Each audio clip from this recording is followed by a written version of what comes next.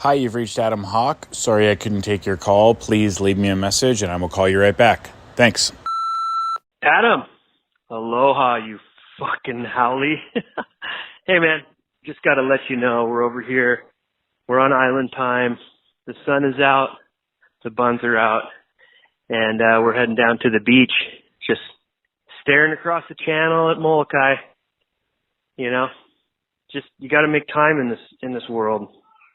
We're just that perfect distance from the sun, spinning around. Just want to call, let you know I'm really sorry. Can't make the podcast this week. I'm sure you'll do fine without me. And, you know, these pina coladas just don't make themselves. Cheers to that.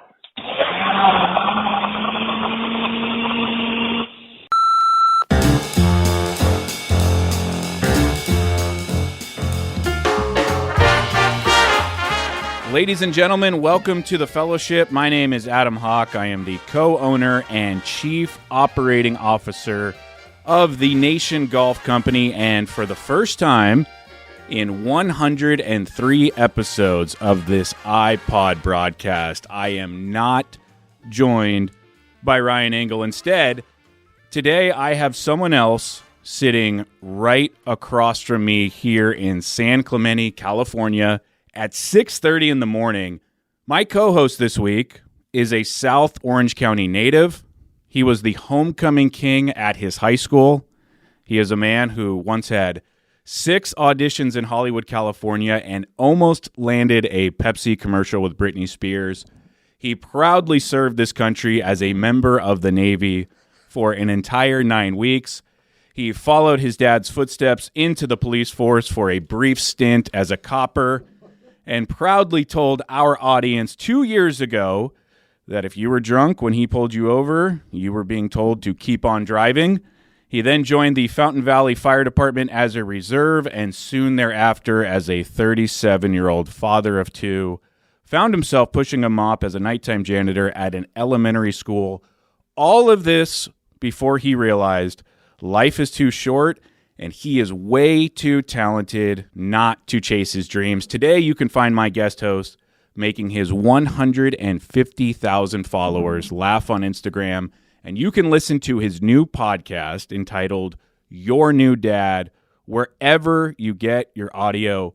Ladies and gentlemen, a 2-time Nation Desert Classic participant and now making his second appearance on the Fellowship, the one, the only, Jon Wayne Freeman. J.W. Freeman, thank you for being here.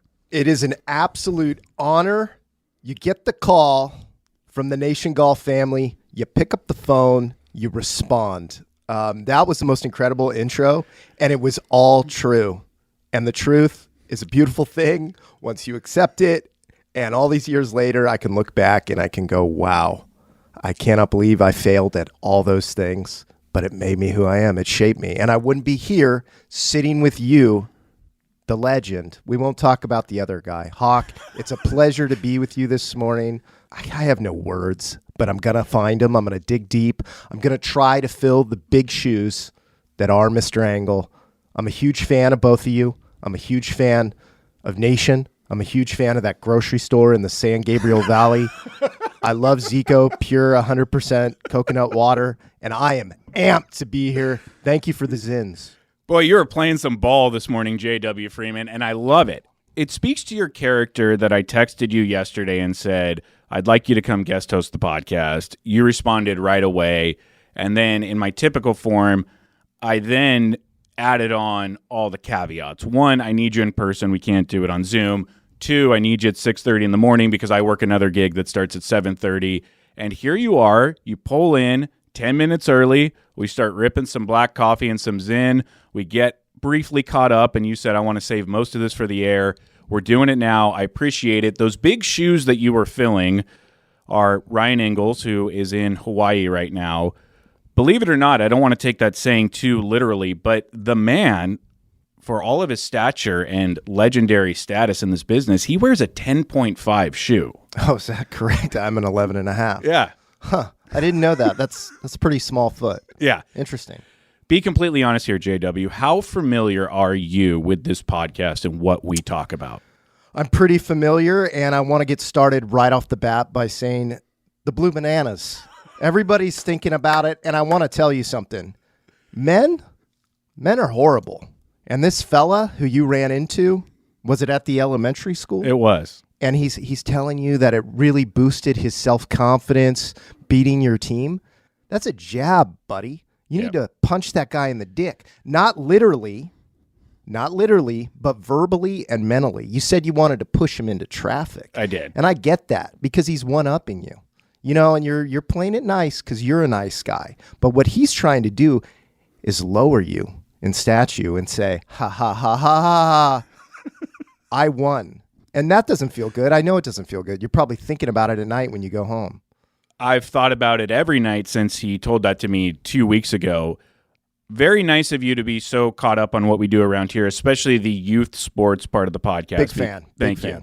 We have a lot of Ender Dragons soccer to get caught up on for the listening audience, which we will get to in a second. But I want to start by talking to you about you because it's important for the uninitiated audience to at least get a sense of who the hell they're listening to today.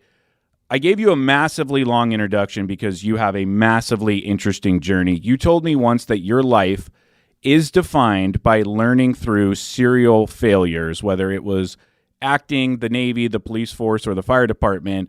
But all of that has shaped you into what you are now and has given you an extremely unique perspective with real-world experience on life.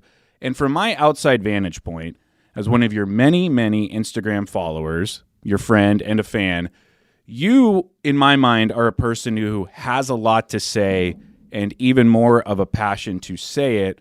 Consequences be damned. How accurate is that perception? It's true, and I always made a point to toe the line, as they say, to do things smartly for business, you know, hopefully benefits, right? Like I was like, don't get political. Don't talk about religion. Be smart. Just be a fun guy that people can relate to. Don't talk about anything real. But I was at the Desert Classic, this last one. I was in the locker room at Indian Wells. I'm sitting there, going to the bathroom. Get up. I had to go to the bathroom. I'm sorry. We don't need to get into the potty talk. But as I'm washing my hands, who do I see in the locker room?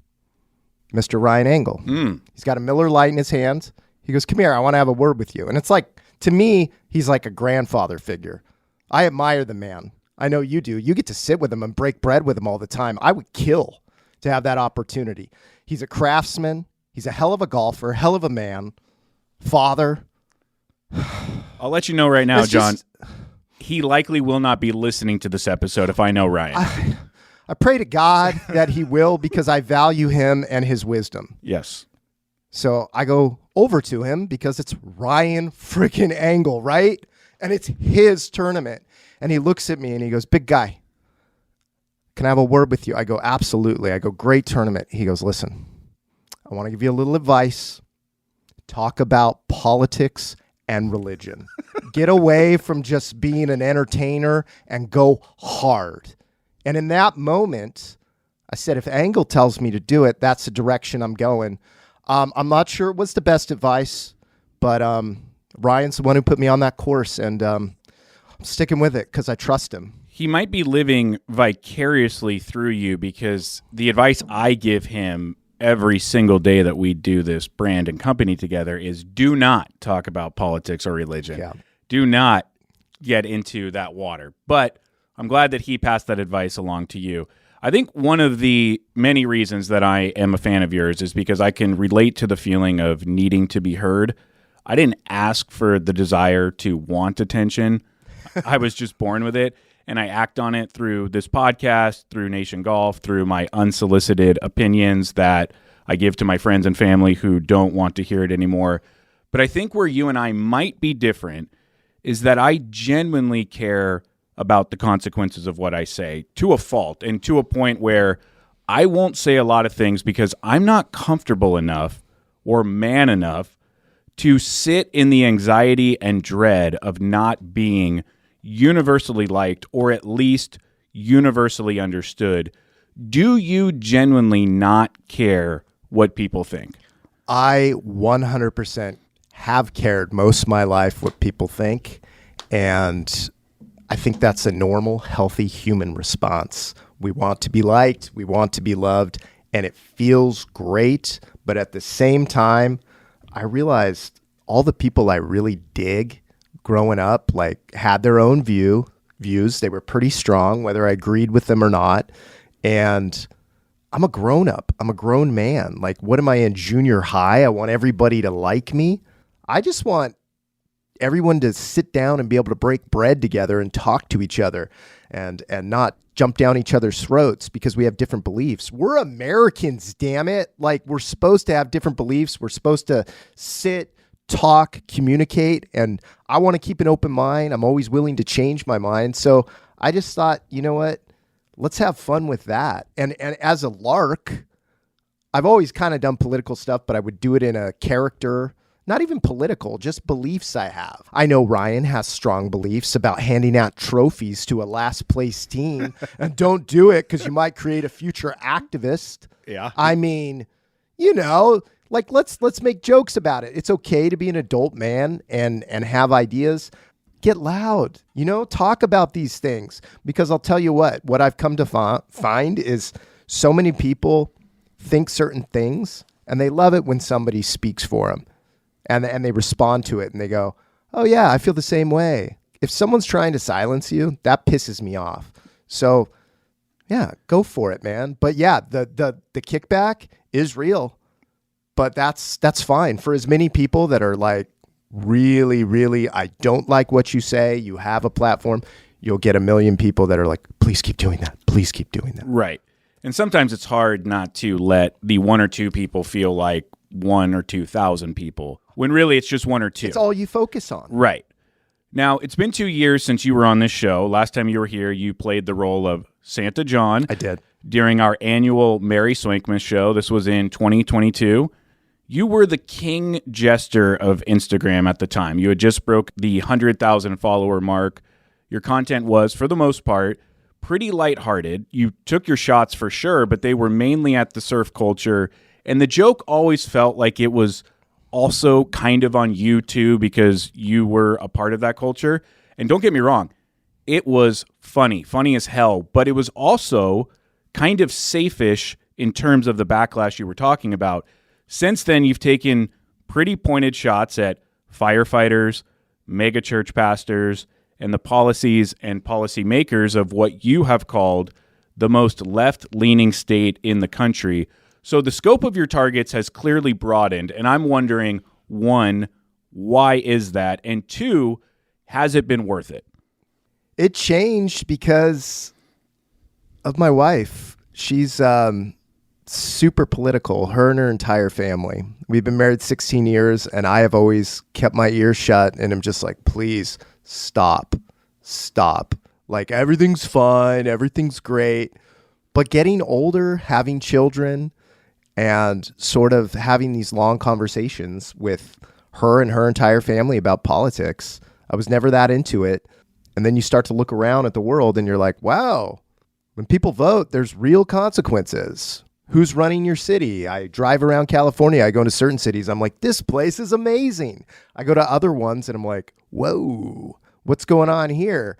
And as a joke, I posted something that became my biggest video I've ever had. It got like 13.5 million views, and it got picked up by all these conservative, huge shows. And then I just was like, I'm going to joke. Like, yeah, I'm a conservative person who is, you know, leaning into this as a joke. And then as it went along, I'm just like, this is what I'm interested in right now. We have a pivotal election coming up. I'll probably stop going this hard, but I lost 10,500 followers in 90 days, and then I gained 10,000 followers. So it was like negative 500. I'm like, this is really sad. Our country really is divided. And like, you get out on the golf course, you have all these different opinions. You got like the guy that has the Trump bag and you're playing with them, and like someone else is there and they're not into that. And you hear all that stuff out on the course. And I'm like, this is what people are talking about. Obviously you get 13 million responses on a video, And I'm like, let's just have a dialogue here. And people can think whatever they want about me. When we meet in person and we talk, that's the way to communicate. Eye contact, DMs, texting, all that. It's the worst form of communication. So many people don't get satire. They don't get any of it. It's been 100% worth it because I am who I truly am now. And it is bizarre, though. When you say something and you don't frame it in the context of you're a character, people go, oh, that is him. Mm-hmm. Not necessarily. I love it, dude. Like, I wouldn't change anything. This is the journey I'm on, and you find your people. And I love people who think differently than me, too. And when we meet, like, we went to the big boardroom show for surfing this past weekend. Mm-hmm. And you meet these people in person that believe differently than you, and they corner you, and you start talking. And they have their opinions, and that's fine. All I ask is, like, let's just hash it out. Let's talk. But, yeah, was it the smartest move? I don't know. I lost a lot of young people, but at the same time, I'm like, I wish somebody talked to me the way I'm talking, when I was a kid. I wasn't thinking about a lot of this stuff. I'm sad at the way a lot of people respond to this stuff, but I'm happy to be the guy. I don't care. It doesn't bother me. The video that you were talking about that garnered 13.5 million views and got picked up by some conservative channels was, and I'll just try to recall it off the top of my head, you were walking through a state park and there was a crevasse, you might call it? A crevasse. Yeah, something where two rock forms were coming pretty close together on a trail and only a slender man like yourself would be able to fit through it to continue walking on the trail.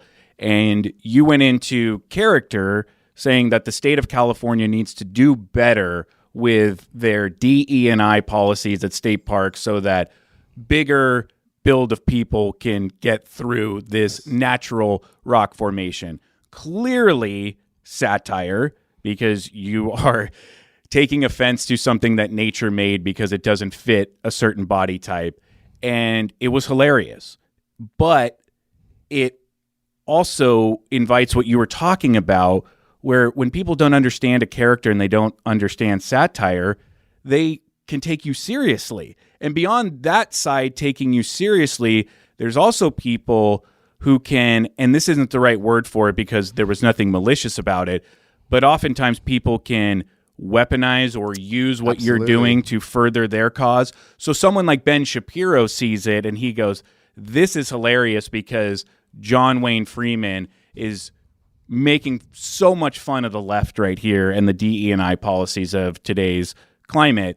And all of a sudden, you're kind of in this whirlwind being pulled in a bunch of different directions. You are certain things to certain people. How did that feel to have one video, one joke be taken in so many different ways? Great, because I was ready to sort of leave surfing behind. This has never been my intentions to be, I'm 45 now, to be this guy that is going to be the surf comedian. That all happened as a lark. So my goal is to continue doing what I love, and I always had this 10-year plan. This all kicked off when I was 40 years old. I was able to quit my job 3.5 years ago, which is nuts to just be an idiot on the internet. Yeah. And then I was like, you know what? I love the idea of a preacher that's doing it in a way almost like Mr. Rogers. He's funny. He's saying things. He's engaging, like the cool teacher you had in high school, the substitute that came in and you're like, that guy was awesome. And he was funny. And I learned something from him. And that's the direction like I wanted to go. And so, yeah, it's great. You get a whole new audience of people that know nothing about you for the surfing thing. But that old audience is like, where's the old John? They're invested in it. They like the silly. And it's like, hey, guys, we can be both things. We can be this, we can be that. And some people are like, no, I like this other version, and that's fine. It's amazing. We were talking about it off air. People find their niche and they stick to it and they ride it into the ground. Like they do one thing. You'll see it on social media. Like, I'm the golf guy. He just does this over and over, and it works. It gets numbers. It gets a reaction. It gets this. I get bored doing that. I'm like, I see the formula you're using. Let's be real sometimes. Let's be silly sometimes. Let's do all of it. But putting yourself out there, I mean, there are legit crazy people out there. Yeah. Like, I have a security system on my home now because of real threats that I'm like, are you joking me? That's how gnarly people are. And I don't even have a huge following.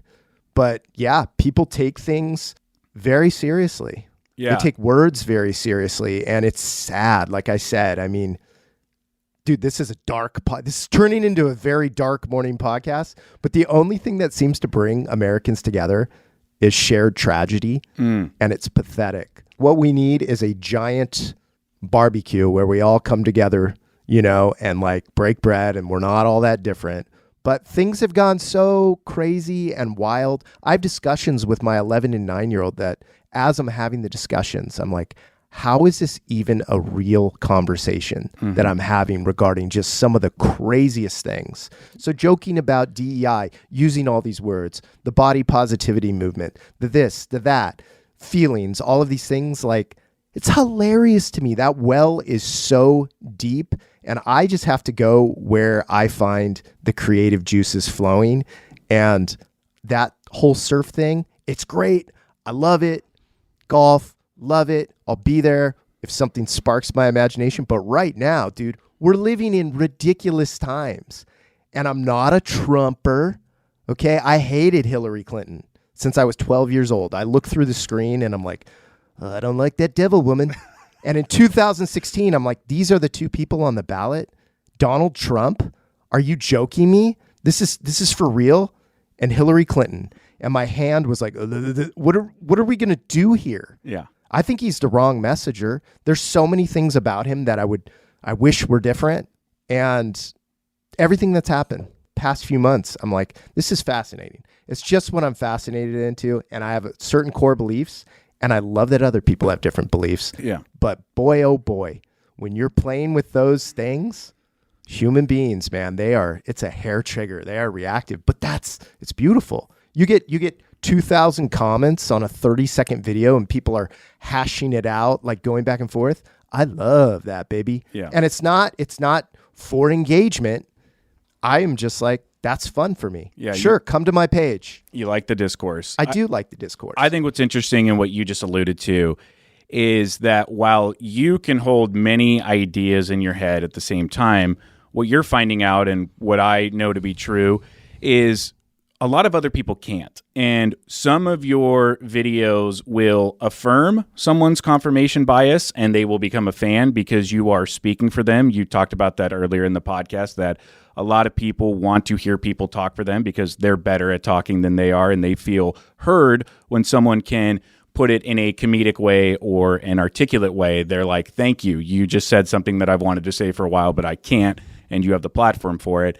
And then you might say something that they disagree with. And so they're fluctuating between, do I like this guy or not? He just affirmed something that I believed in, but then in the next video, he's making fun of mega church pastors, and I go to a mega church, or I grew up in the church and I love God and Jesus, and I feel like I'm being attacked by this person, when really, again, you're doing satire. There's a bit of a character there.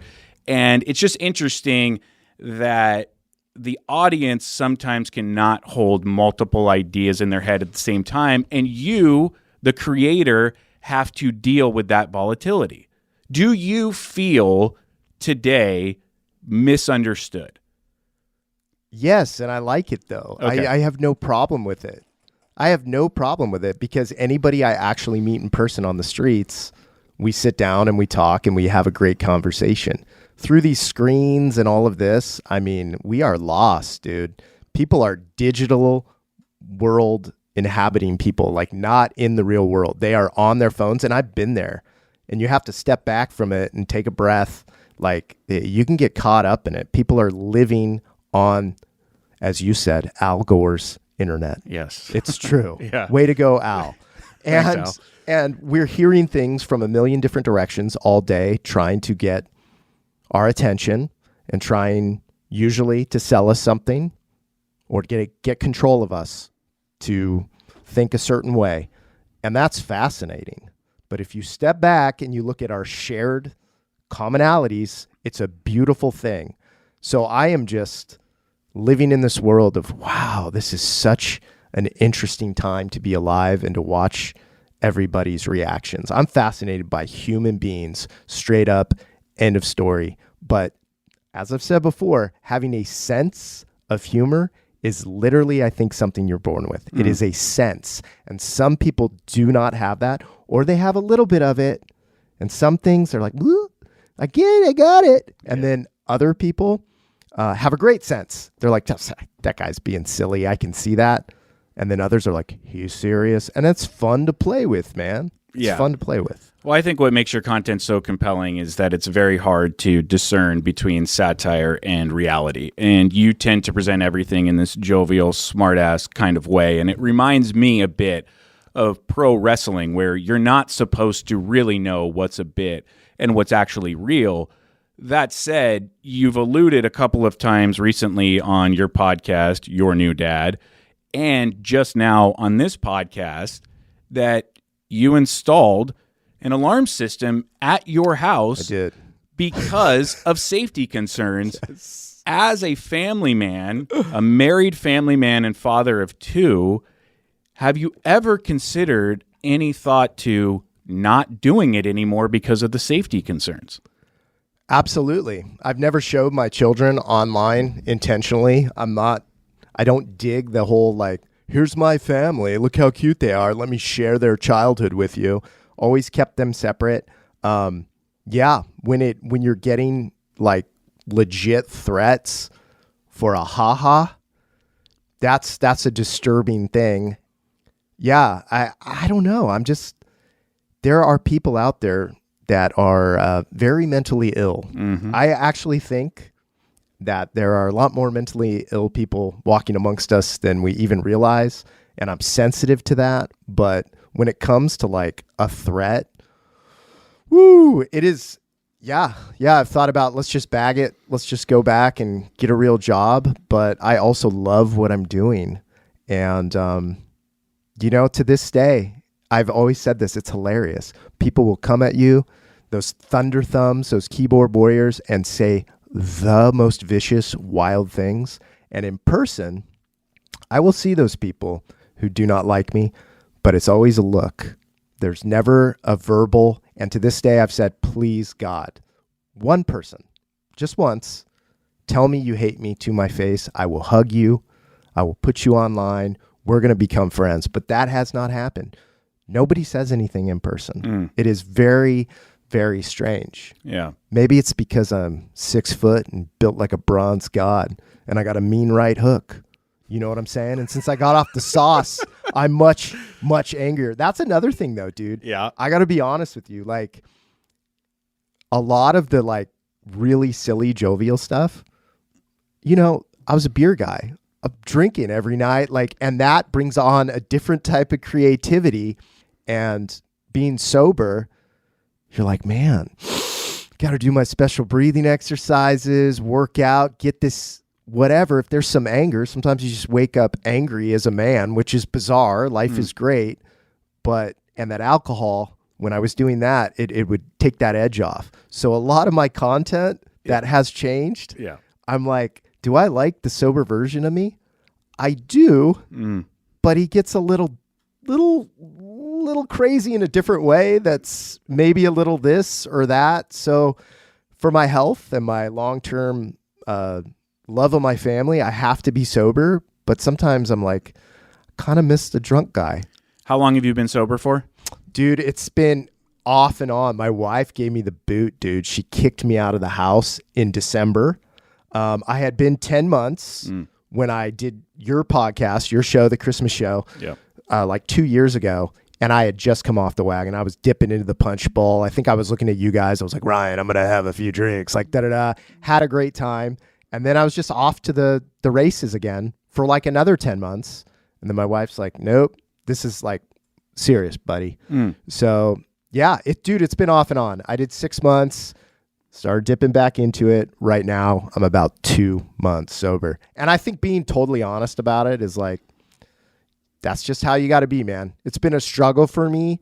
I think more men need to talk about it. Like some dudes, they're good to go, man. And they're fine with it. But me, it's legit, dude. Like I have one beer and I'm like,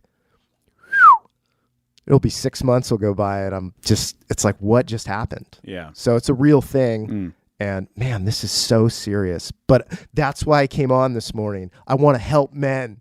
I want to really make a difference. No, I do. You just got to be honest, dude. Just be real. I think authenticity, Hawk, is the future of all this stuff. Podcasts, social media. The reason I started all of this is I was mocking all the fakeness. And it's great. It's good for a laugh. But like being real, that's where it's at, dude. Yeah, and I think what you're showing right now to the listening audience is something that I have known about you for a long time. You can be many things at once. You can make a joke and you can talk about sobriety. You can talk about policy. You can admit that being sober brings out some anger in you despite making you a better person. I would hope that anyone listening understands more now that you are a multifaceted person. We all are. Yes, we all are. Yeah, just what we choose to show, right? Yeah, and before we move off of this topic, I wholeheartedly agree that we all are, which is why I cannot stand that our culture and our media is so hell-bent on putting us in two very rigid boxes. Amen. Because I don't fit in either one of those boxes. I don't think you do either. You're a maverick, dude. You're a lone wolf, brother. You can't tie Hawk down. Hey, don't even try, dude. You can't chain that animal up. Thank Ryan you. Engle, let him free. Set him free, man. Well, we don't want to get canceled, but to a degree, we will set Ryan Engle free. Jon Wayne Freeman, are we sufficiently caught up on you, or is there anything else that the audience has to know before we get into the meat of the show? I am a happy boy. I do not care who wins. That's not true. I'm excited for the election. I will be just fine. Life will go on. I just want everybody to know, like, take a breath, man. Get to know people one-on-one. Step away from your phones. And I realize how silly that is coming from a person who makes content on the interwebs. But relax, take a breath, sit down with other people, as many people that think differently than you, whether it comes to religion or politics. Get to know them. The only thing that I ask for all the listeners, and I know this audience, they're good people. They're best. dope. They're the best people in the world. It's a fellowship, right? Let people share their side of things. Don't be so reactive that you're just coming back. Anytime someone's like that, I'm like, wait a second. You want me to listen to everything you have to say, but you don't want to hear what I say because you just put me in a box, like you said, and you think I'm this, that, or the other thing. We all have different lived experiences. We were raised differently. That made us the person we are. So take a moment, take a breath, realize this person may be in a stage of life where they're coming from a different perspective. That is all. That's all we can do. Keep an open mind. Hello, fellowship listeners. Adam Hawk here for my friends at Howie's Market, a proud sponsor of this very podcast. Howie's Market is a family-owned and operated specialty grocery store located in the San Gabriel Valley. Howie's Market offers the finest wine, spirits, craft beer, freshest produce, full-service deli, old-school butchers offering a wide selection of the best meats. And they were voted, to no one's surprise, the best butcher by Los Angeles Magazine. They barbecue every weekend, rain or shine. They offer whole tri-tip sandwiches, half chickens, a variety of sausages. I love this place. I love the owners. I love the staff. I love the aesthetics. And I love making time to get up to Howie's Market. Howie's Market is at 6580 North San Gabriel Boulevard in San Gabriel, California. If you are nowhere near the joint and you know you're not going to make it, do us a solid. Give them a follow on Instagram. Show them that their support on this podcast is working. We appreciate it, and we'll see you at Howie's. You have two kids, ages 11 and 9. Have you ever coached youth sports? Okay, let's get into it. This is what I'm excited about. Oh, yeah. So my kids are full meatheads, full jocks. Love it. I thought they would surf. I thought they'd be into that. They love football. Yeah, the 9 and 11-year-old have won 2 years in a row adult fantasy football leagues because they have all the time, and they've made real money. They've made about $500 between the two of them. And they play flag football right now in a very, very competitive league called Friday Night Lights in Carlsbad, California. And it is wild. The women are drinking wine on the sidelines. Coaches are getting kicked out. The refs are going wild. It is a scene every Friday night. And 2 weeks ago, we have a bye week, by the way, this week. My kid's head coach says, I got to go out of town. And he's just at the end of the game. And he's like, Freeman, you're going to coach next week. So next Friday, I have to coach. I have no idea what I'm doing. So here's the game plan, Hawk. Yep. My son is the quarterback. He's good. He knows every play. They literally just need an adult human to stand there, I think legally. Like, this is the coach. So I'm going to stand there, and I'm going to let him run the entire show, but make it look to everybody around like I'm coaching. So do you have any tips on how to do that? Yeah, I've never coached American football. I am a football gaffer for the international game of football. So I don't know much about the X's and O's of American football. But I think just exuding some sort of confidence and having a loud, booming voice, and you aren't lacking in either of those two things, will serve you just well. What I have found is that right around the age of 8, which is how old my daughter is, the parents start to take things super seriously. And you just said that happens in your league too. So I think you got to win the game. And if your kid is good and you're putting your trust in his hands, then there's just a pep talk on the way to the field saying, son, don't let me down. Oh, yeah. Dad needs this win. He's good under pressure, too. Good. Yeah. Love to hear that. That's the playoffs, by the way. So, it's, yeah. How in the world is the head coach missing the playoffs?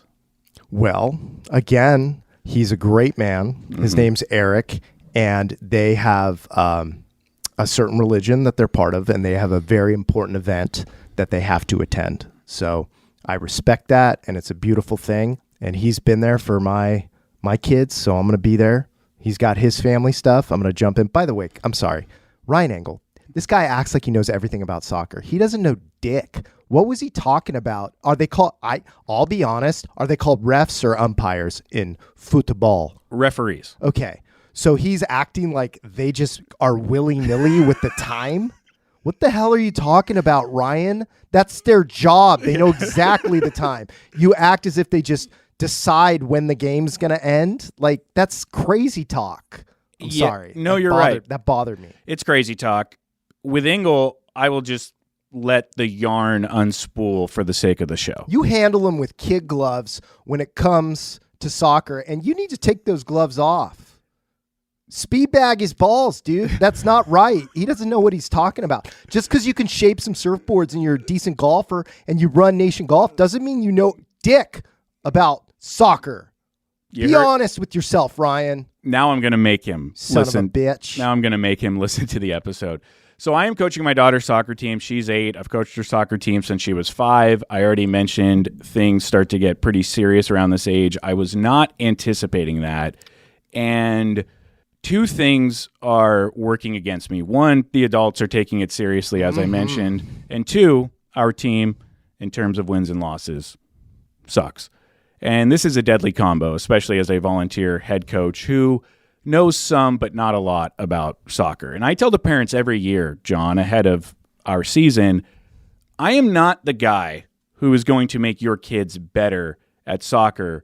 I'm just the guy who volunteered so the season could start on time because no one else would. So if you want something different, you can respond to that league-wide email and jump in and do it yourself. Now, don't get me wrong, I coach these girls up the best I can. I watch YouTube videos to get ideas for drills. I'm invested, but I'm not Sir Alex Ferguson. Now, this soccer season has become a topic on this podcast because 3 weeks into the season, we were 1-2, 1 win, 2 losses, and Ryan Engle suggested that the parents should conspire to get me fired. 2 weeks later, we were 1-4, and in dead last all alone after losing a match to the winless Blue Bananas. And thank you for mentioning them on the show earlier. Screw you, Blue Bananas. I got nothing good to say about the Blue Bananas. Neither do I. Last week, my team snapped a 4-game losing streak with a 0-0 tie, or as we say in football, a 0-0 draw. And that is probably, John, the lamest possible way to snap a losing streak. And it kept us in last place because those damn blue bananas own the head-to-head tiebreaker against us from our loss to them back in week 5. Now, I have to keep the audience updated because we've gone this far and there are only 4 games left, and I can feel how badly everyone wants to see Coach Hawk finish in last and how badly they want to bear witness to Ryan Engle continuing to twist the knife. So without further ado, John. Oh, that's exciting. The update on my 8-year-old girls' rec football team. Doubleheader this past Saturday. You ever play a doubleheader? Yeah, it's a lot. It's a lot, isn't it? Especially when you're 8. Yeah. And even as a parent, that's a long time to be out doing that thing. And we started early, first game at 9 in the morning, which for kids is like starting a game at 4 in the morning. We get to the pitch. We have no referee. Off the top of your head, John, what would be your best guess? And I don't know the answer here, but what would be your best guess on why a referee doesn't show up to a 9 a.m. soccer game? Out late drinking. Just boozing it up. Boozing it up. What's he getting? $25? 30 a team. 30 a team's pretty good. Or betting on the ponies out at the races. Might be. That'd be my guess. Yeah.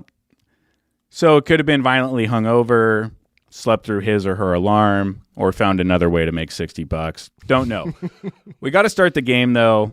There are 3 games after us, all set to start at a certain time, so we got to go. So one of our parents reffed the game in board shorts and flip-flops without a whistle, and this is going to make Ryan Engle very happy, and without a stopwatch. Oh, gosh. Now, keeping in mind that we are the last place team and we're playing the second best team, John, do you want to take a guess at the final score? I do want to take a guess. I'm going to say it was 1-0. I wish. Okay. Okay. Please do not say it was 6-0. 7-1. Oy! It was a bloodbath of epic proportions. Worst loss of my coaching career. There was one highlight. I would be remiss if I didn't mention it. We were down 5-0 at halftime, and I asked my girls to do one thing, and that was please break up the shutout. And my daughter absolutely ripped a piss missile off her left foot and put a hole in the back of the net. So that was great. That's awesome. Thank you. But still, 7-1 loss, and now we're 1-5-1 on the season. 1 win, 5 losses, 1 tie, dead last. Remember the aforementioned blue bananas. Of course you do. Can't forget. They played the game after us, the game in between the second match of our doubleheader. And I need them to lose as bad as I need us to win in order to have any chance of getting out of last place. And guess what, John? They lost. They lost. Yay, blue bananas, no more. That's awesome. So here's the situation. We're back on the field to play the first place team in the league for our second game. This team we're playing has lost once all season, and it was to us back in the very first week. So you know their coach was licking his chops. It's a revenge game for him. He knows he should win the rematch, and he wants it bad. Meanwhile, I'm on the other sideline looking at a team that just lost 7-1 an hour ago and has to play a team even better than the one that just curb stomped us. What's the pep talk? What do you say to the gals? Honestly, John, I didn't have a lot. Didn't have a lot of words. I used a lot during the 7-1 loss, and I was nervous for this game. But I did tell myself in my head, game frickin' on. Let's go. It's a gamer, dude. That's a 12 handicap right there. Thank you. Boy, you are an avid listener. Impressive. Thank dude. you. I'm so proud of you. 7 minutes into the first half, the Ender Dragons, that's us, John, we go up 1-0. Our sideline goes wild. We've played with the lead exactly 3 times all year, and this was our third. And the last time we played with the lead, we lost. So this is a rare feeling on our sideline. I'm stressed out. This is so intense, and this is what the people want, dude. I am so invested. Keep going, please. This is amazing. Somehow, some way, we get to the end of the first half up 1-0, and I have no idea because this other team took no less than 15 shots on goal, and we managed to stop them all, which is crazy in 8-year-old soccer. John, have you ever heard the expression tap dancing on razor blades? I have not. That was us, buddy. Wow. We could have been down and should have been down 10-1, yet here we were sipping Capri Suns and eating orange slices up 1-0. Now it's time for the second half. Can we hang on? Can we add to the lead? Can we win this effing game? Can we grind out a tie? A funny thing happens, John, when kids sit down for 10 minutes to eat sugary snacks in the sun after playing 3 halves of soccer and being on the field all morning and all afternoon. Oh, no. They lose everything. Energy, focus, concentration, and the will to even be there. And that was us, Johnny boy. Flat as Florida. And within 5 minutes, just like that, tie game 1-1. And any thought I had of winning went out the window. Now I am just praying for a draw. And for the final 15 minutes, the Electric Strikers, that's the other team, John, just ripped shot after shot after shot at our goal. And our goalie made block after block after block. Each passing minute felt like an hour. I'm staring at my $40 fake gold digital Casio watch, just begging it to get to 25 minutes. Shot after shot after shot, block after block after block, until finally, John, the unthinkable happened.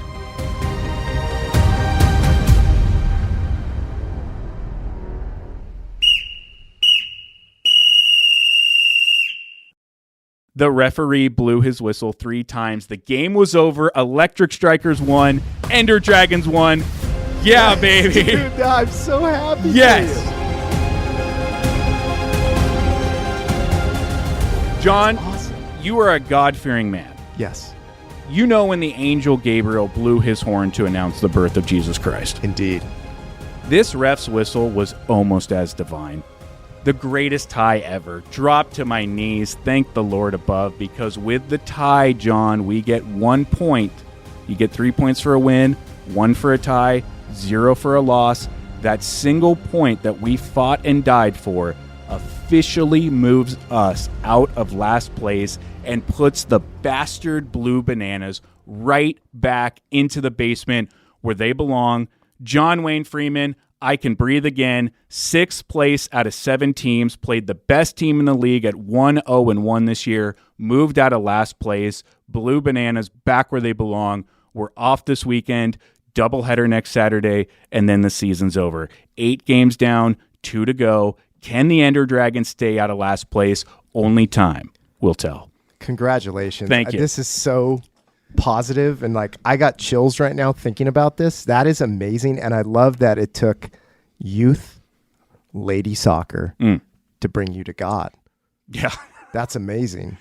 You know, it's actually funny, John, not to dovetail perfectly into another story.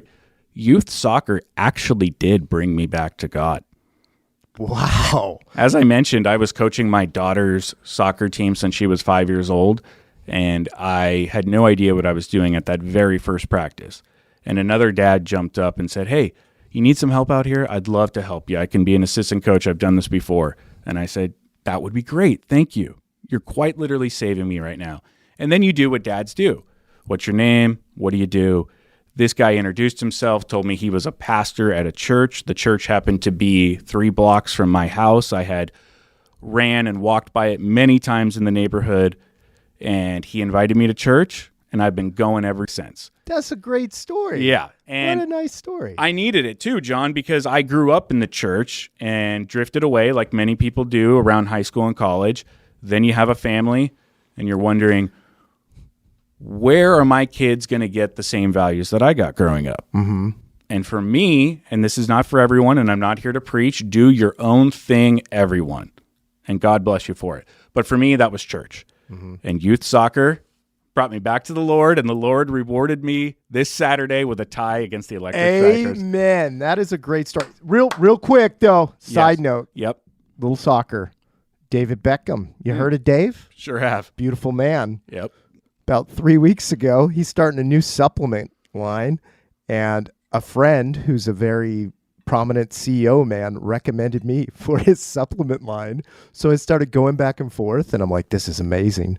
I'm going to be the face of his supplement, and I'm going to make a little Skrilla, right? Real excited. And the ladies at the company were like, we need you to send us your face and like what your rates are. And I don't have anything like that. And I freestyle, you know what I'm saying? Of course. So my wife helped me put it together. And I gave them a number. I tried to do the businessman thing.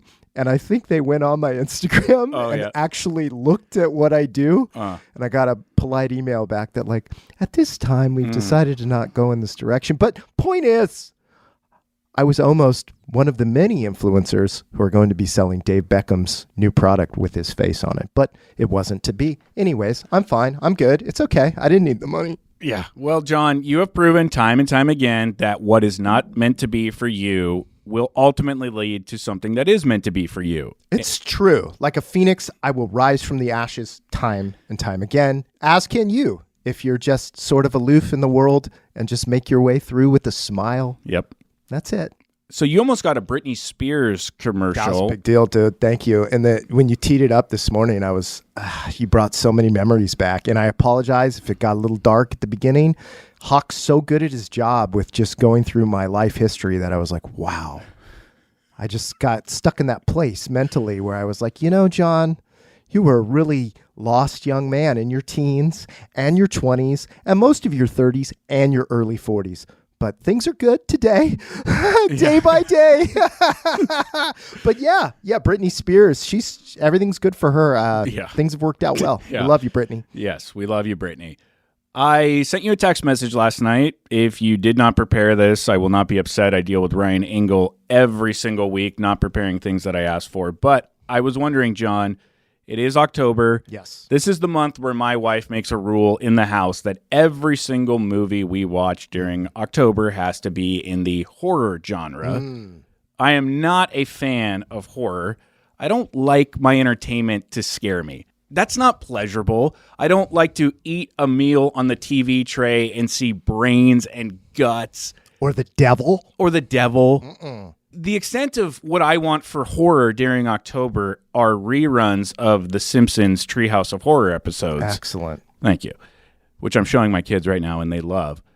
Jon, I was wondering last night if you could give our listeners your top 5 list of movies to watch in October, but you were just signaling to me as I was talking, I don't like horror either. I would bypass.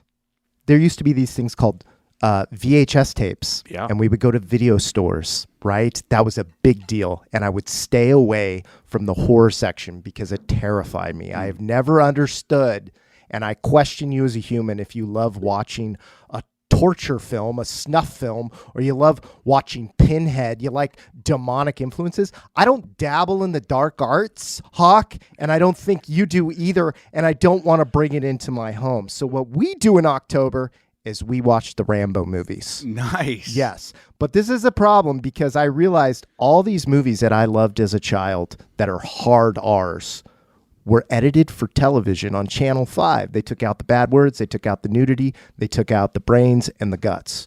And I got to see all these movies and I got older and I'm like, saw the real versions. So how do I show these to my children to raise them to be healthy, masculine young men? And in my house, the way I grew up, God-fearing home, right? Violence, totally okay. Yeah. Sex, nudity, not okay. Right. Horror, definitely not okay. But killing as many people with a machine gun as you could, that was all right. And I think I turned out relatively stable, a little bit unstable as an adult. So I'm going down the same path in October. We start with the Rambo movies, and it's a fabulous journey. I don't know if you follow John Rambo and his history. I'm more of a Arnold Schwarzenegger as Commando guy, but I do like Rambo. Don't even get me started. We will get Commando in there. And I did something else. I just want to say for anybody that has children, you still have little ones. Mine are relatively little. Their entire upbringing thus far, when they ask for a story at night, has been a movie from the 80s that they think I'm making up the story as they go to sleep. And now they're starting to see the movies and they go, oh, Dad, you didn't come up with that imaginative story about a guy who's a commando, that breaks into this store and steals all these guns and goes on this boat to go save his daughter. I'm like, no, that's That's Arnold Schwarzenegger. I've done Terminator. I've done The Never-Ending Story. You name any of these, they think I made it up, and now they're disappointed. Point is, October. Make it action month.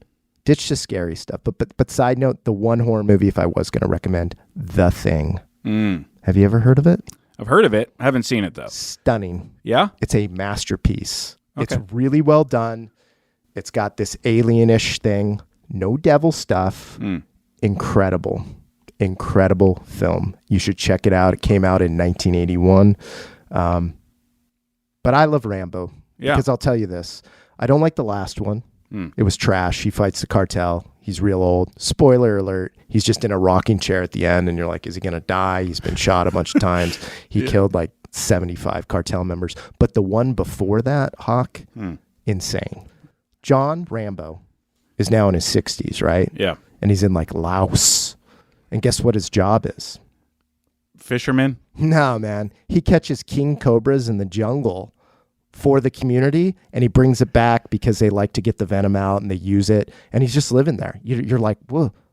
He was raised in Montana. He's been through hell. Yeah. He's been through the war. He's killed scores of enemies. And there's a missionary trip. See, there's a God theme here. Sure. And they come to try to preach the gospel, and they get kidnapped. And John Rambo, he doesn't want to get back involved. He's a peace-loving man. He's just catching king cobras. He's living his life. But John rises up with a team of mercenaries, and he goes out to rescue these missionaries. Yeah. And there's heads that just pop like pineapples, just exploding. Yeah. And it's this beautiful, basically love story about humanity. And he saves the missionaries. And then at the end, he comes back to Montana, and he's walking back to the property where he grew up that shaped him. And there's a lone Mustang that's there. And he looks at the horse. And that's how it closes, with the credits, him walking towards a Mustang, because he is a Mustang. And I want my children to be Mustangs. We don't follow the crowd. So there's a lesson you can teach the kids with Rambo. That's my point. Well, I can see why you're so good at telling this story as a bedtime story. Absolutely. You know it so well. I will add The Thing to the horror movie It's list. excellent. And I'm not a horror movie guy. Yeah. Incredible. Young Kurt Russell with flowing locks. Yeah. The likes of which you have never seen. It is John Carpenter who is the horror king. I do know enough to know John Carpenter, and it is widely accepted as not only one of the greatest horror films, but one of the greatest films of all time, The Thing. Love it. John, we are going to blitz our way through the final couple of topics here as we approach 1 hour. And again, I am so grateful for your time this morning. On the Halloween theme, what is the age limit in your mind, a very opinionated man? What is the age limit on kids trick-or-treating? 14. You got to stop. I went out when I was 21 years old. I was a college student, biggest mistake of my life. There was another adult trick-or-treater, and by adult, we were in our early 20s. Yeah. And he looked at me, I looked at him. We said some words. We almost got in a fight, and then we realized this is ridiculous. We shouldn't be here.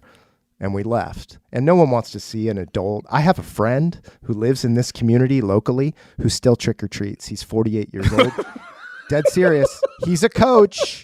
He coaches water polo and swimming, and he makes elaborate costumes that are beautiful that don't show his face. Like he was an arcade machine made out of cardboard. So he comes to the door, and there's a 6'2" arcade machine, and he still gets treats. He's 48 years old. He's a sick person. Yeah. It's not right. 14, shut it down.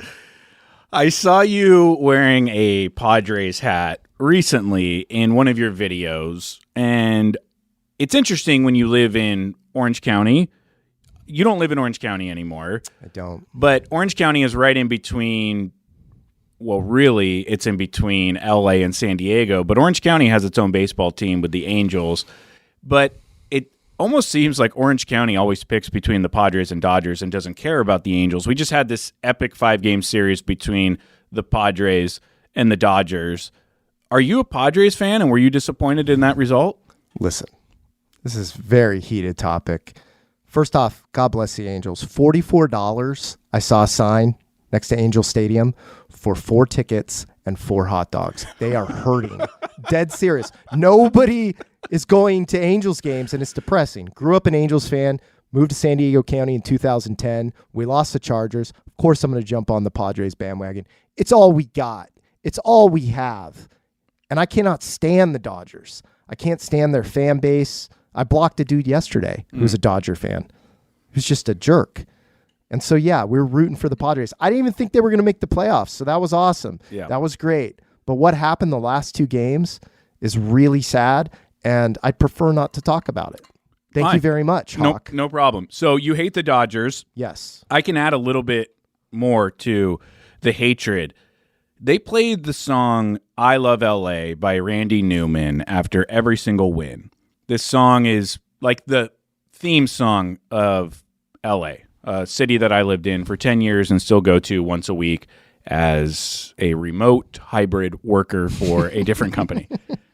This song was written in 1983. All anyone hears is the chorus of the song. No one hears the lyrics that lead up to the chorus. Would you mind if I read you the lyrics of I Love LA by Randy Newman, written in 1983? You go right ahead, Hawk. You tell me if these aren't the worst lyrics you've ever heard in your life.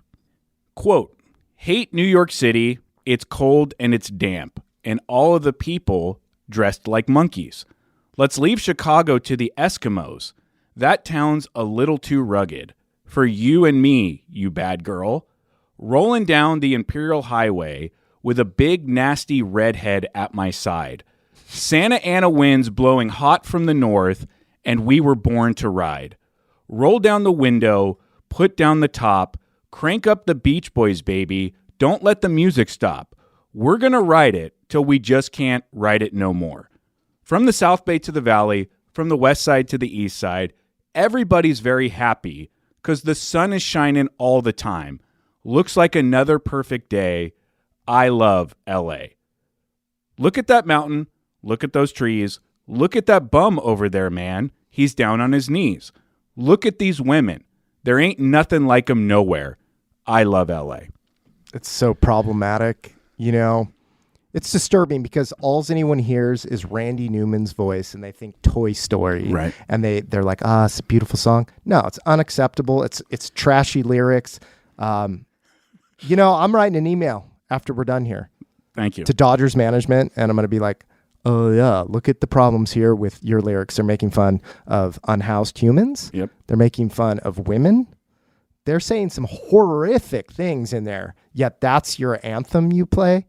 Unreal. The hypocrisy of the organization is disgusting, and I, for one, am fed up, and I pray to God they don't make it to the World Series.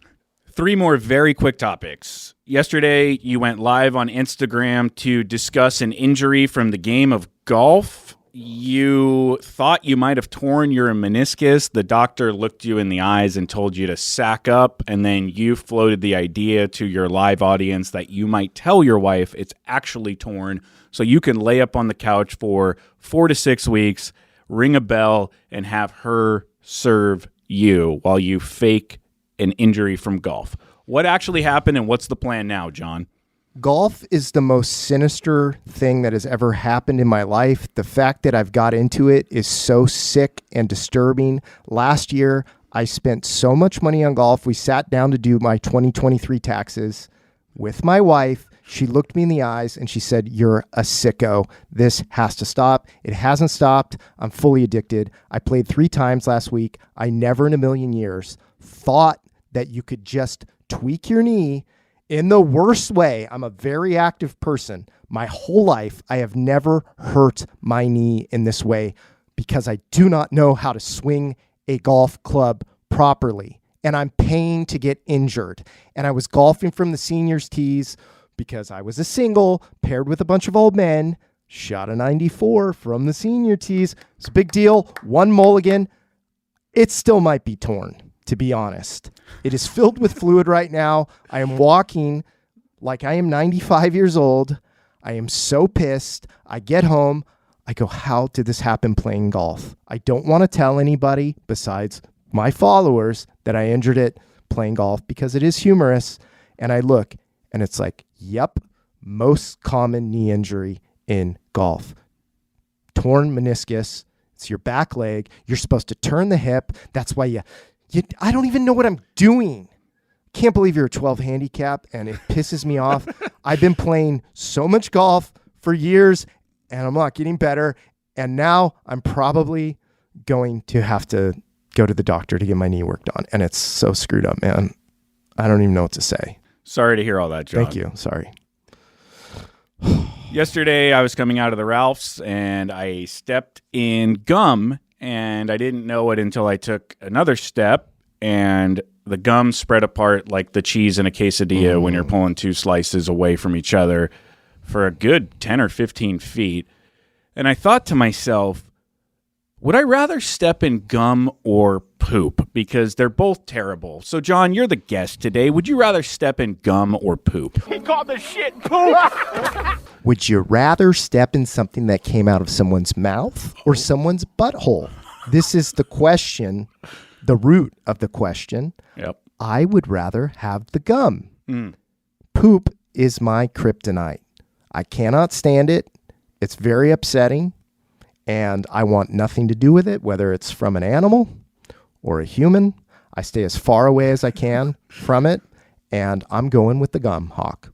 Great answer. And perhaps is some of that based in trauma of being an elementary school nighttime janitor? Very much so. Very much so. Dealing in literal, sorry, for lack of a better word, kid poop and having to clean it up, having the day janitor leave that mess for me and say, here you go. Here's the keys to the kingdom of the school. You get to clean it up. And I get left to deal with it.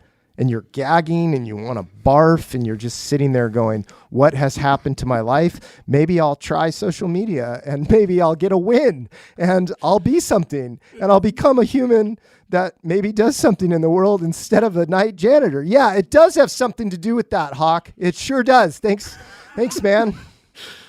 Oh, I hope you don't leave this podcast upset that you showed up here. Absolutely not. This is an honor. I literally jumped at the chance, and I was literally thinking as I was driving up, I know so many of these listeners would love to be seated in this chair. We love what you two are doing. It's entertaining, and you've gotten so much better from the early shows to the most recent. Like, you guys are getting the timing, the everything, the humor. So to just sit down here, man, I'm the luckiest guy in the world. Thank you for saying that. That means a lot coming from It's you true. because you are very good at what you do. And speaking of what you do, Your New Dad is the title of a podcast that you recently launched. We are now 9 episodes in. I love everything about this podcast. I love that it's just you. I love that it's 20 minutes. You don't have to commit Joe Rogan style time to it. Not that I would ever listen to Joe Rogan, but it's not a 3-hour podcast. It's you ranting for 20 minutes about a singular topic. You've done social media, you've done politics, you've done peer pressure, you've done jobs and finance, and the title is extremely applicable to the format of the podcast. You are becoming the new dad to the audience, and I love this show. I'm subscribed to it. I encourage everyone to go listen to it because if you have a 20-minute brisk walk or a shorter commute, these fit right in. But what I especially love is your sign off. You always tell the audience, I love you very much, which is a hell of a way to sign things off and really personalizes things. And I believe you when you say it. Why did you start the podcast and how have you enjoyed doing it so far? I started the podcast because I was so lost. I have an incredible father, but he's not an emotional man. He's not a big talker. And when you're young, you're looking for direction. You're looking for guidance. You're looking for men or women that have walked a path. And so many people have their take on things, and that's fine. But like I said, the things I learned growing up that really stuck with me were like that person that was kind of funny, that was real, that took a moment to look me in the eye and tell me, like, you're better than this. You could be somebody. You could do something. You're hanging out with the wrong people. You could make some better decisions. In fact, there are consequences for every decision you make. Who you marry is very important. Maybe you shouldn't be running around with a bunch of different ladies. Maybe you should calm down. Maybe you shouldn't be in bars every night. It's endless, right? So just living a life and then going, what type of voice would I want to hear? And I just thought, you know what? Your new dad, I think the root of every single problem, it's not politics. It's not your belief system. It's the love of family or the lack thereof it. And in the road I've walked, so many of my friends, some of them who are not with us anymore, the father was the key figure. And often he wasn't there, or he was a very poor example of what a dad should be. So I love being a dad to my kids. I think it's the most important thing. The role my father played in my life, it's who I am through and through. And I love the man to death. So I was like, I will assume that role for everybody. And taking on a single person podcast, I listen to so many. I'm like, who does it good? Who does it bad? I'm still figuring it out. For me, it's getting the sound right. I'm not a technical guy. So it's like, but I kind of like that too. I'm like, you're a goofball. That's kind of been the thing all along. It's a little rough right now, but yeah, man, just those quick bursts of like, here's what's going on. Here's what I want to say. Long format talking is the best. That's where you really soak it in. And it's been a pleasure doing it so far. And like we talked about, podcasts, you guys have got it's so much better. And Ryan's so lucky to have you, man. Like, and the banter's so great, but this is a marathon, not a sprint. If you're thinking of doing a podcast, it's not too late. The secret to success is getting started. I waited very long. I've been a guest on a lot of podcasts. It's not as difficult as you think it is to get started. It's intimidating, and then it's very simple. You're just like, meh. You record, you put it in the laptop, you walk away. Yeah. Boom. And everyone goes, woo. Yeah. It's great, man. I love it. And I just want to keep doing it. And it's something I think I can keep doing and grow into. And that's where people really get to know you. Yeah. And I think that your podcast has just maximum potential for huge growth. Appreciate it. Thank you. You bet. And it's very smart that you're also putting it on YouTube and there's a video component. Easy to watch, easy to cut those up into social clips for everybody. Ladies and gentlemen, the Instagram is at Jonathan Wayne Freeman, 147,000 followers strong. One of the funniest follows, one of the greatest guys. Jon, thank you so much for being here. It really does mean a lot that you answered the text message so quickly and that you drove up so early in the morning and that you gave me so much of your time. I appreciate it. I couldn't be more honored to be here. I love Nation Golf. When they say the fellowship, they mean it. It's an awesome community. Get out there if you ever get a chance to play in the Desert Classic or just come by the shop, talk to these guys. They're two of the realest dudes around. They are, who you hear, and they both have huge hearts. So thank you for having me as a guest, and I will come back anytime you need me. Ryan Engle. I know I joke. I have massive respect for you and for you, Hawk. So thank you so much. God bless you, Jon. Thank you. And thank you so much for listening. We will be back next Monday, and Ryan Engle will be back from Hawaii. We will talk to you then. Hi, you've reached Adam Hawk. Sorry I couldn't take your call. Please leave me a message, and I will call you right back. Thanks. Oh, one last thing. I wanted to give you guys a pro tip. If you get the condo timeshare and you don't want to pay that top dollar for piñas at the bar, you do the homemade blender thing. And what you do is you go get a fresh pineapple, chop that up, keep it in the freezer so you have frozen pineapple chunks. You toss those in, and then you get a can of actual coconut cream so it's fresh. Toss that in. We're not buying the plastic pre-mixed shit. You toss that in, a little bit of that, a little bit of frozen pineapple, splash of actual pineapple juice, a nice healthy serving of rum, and then you blend that shit up and then pour it into your hydro flask. Give yourself a dark rum floater, screw the lid on, walk down to the beach, rinse and repeat, and call me in the morning. Aloha.